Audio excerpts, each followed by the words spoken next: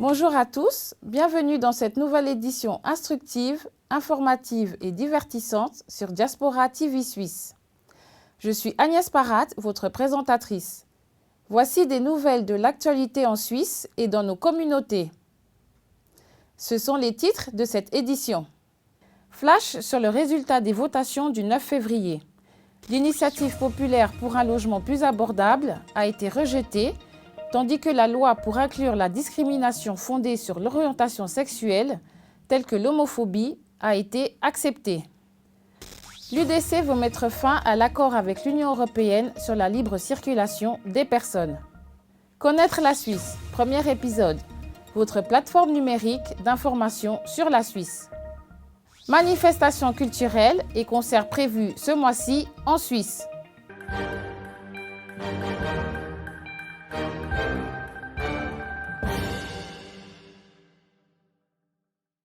Les électeurs suisses ont rejeté une initiative populaire qui favorise des logements plus abordables.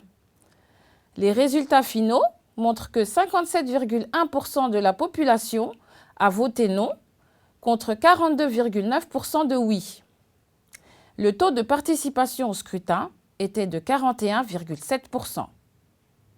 Parmi les 26 cantons que compte la Suisse, seuls 5 cantons ont voté en faveur de cette initiative. Tous issus de la Suisse romande, excepté Bâle-Ville.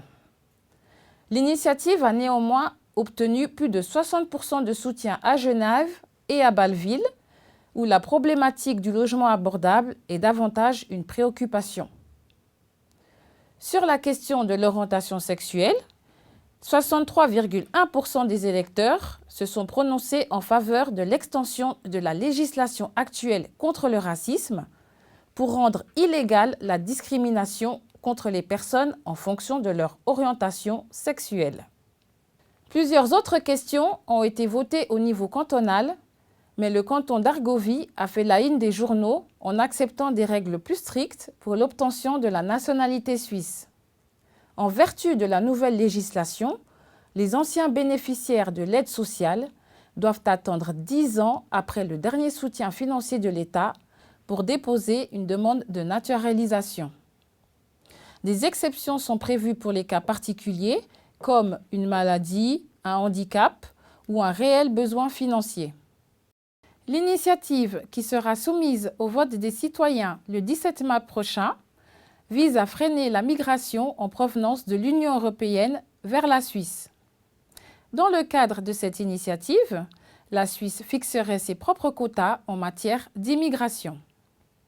Actuellement, bien que la Suisse ne soit pas membre de l'Union européenne, les citoyens de l'Union européenne sont libres de venir vivre et de travailler en Suisse et vice-versa. Karine Keller-Sutter, la ministre de la Justice et Police, a déclaré que ce n'était pas réaliste et que l'impossibilité de trouver un autre accord avec Bruxelles affecterait l'ensemble des accords bilatéraux qui régissent les relations entre la Suisse et l'Europe. Leur suppression aurait des conséquences négatives sur les exportations suisses qui dépendent fortement du marché européen. Elle a également déclaré que le refus de la libre circulation pourrait entraîner la fin de la participation de la Suisse au système Schengen de voyage sans passeport et au système de Dublin pour le traitement des demandes d'asile. C'est un pur pari, un saut dans l'inconnu, c'est irresponsable, a-t-elle conclu. Les autorités veulent que tous les migrants aient une meilleure connaissance de la Suisse. Cela passe par la maîtrise de l'une des 3 langues officielles, la connaissance de la culture, de l'histoire et des valeurs suisses. Diaspora TV Suisse est votre nouvelle plateforme numérique où toutes ces informations vous seront transmises mensuellement, des principes généraux aux plus avancés. Voici le premier chapitre. La Suisse porte également le nom de Confederatio Helvetica, d'où l'abréviation CH, qui signifie Confédération helvétique. Helvetica vient du mot latin helvète, qui était le nom des personnes qui vivaient dans la région et qui plus tard est devenue la Suisse. La capitale de la Suisse est la ville de Berne également la capitale du canton de Berne. La croix blanche sur le fond rouge du drapeau suisse a une connotation religieuse. La croix représente la croix du Christ et la couleur rouge symbolise son sang. Les bras de la croix sont de taille identique, comme la longueur et la largeur de la croix du drapeau suisse, qui sont de la même taille. Connaissez-vous la différence entre le référendum et l'initiative populaire? Un référendum conteste une loi approuvée par le Parlement et nécessite un minimum de 50 000 signatures obtenues en l'espace de 100 jours. Tandis qu'une initiative populaire a pour but de modifier ou d'ajouter quelque chose dans la Constitution suisse et requiert au moins 100 000 signatures obtenues dans un délai de 18 mois.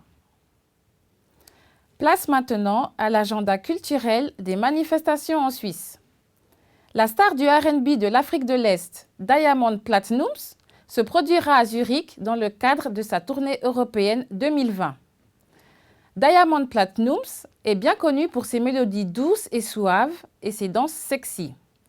Il a chanté plusieurs morceaux avec d'autres artistes bien connus tels que Davido, Flavor, Ne-Yo, Chris Brown, Rick Ross et bien d'autres.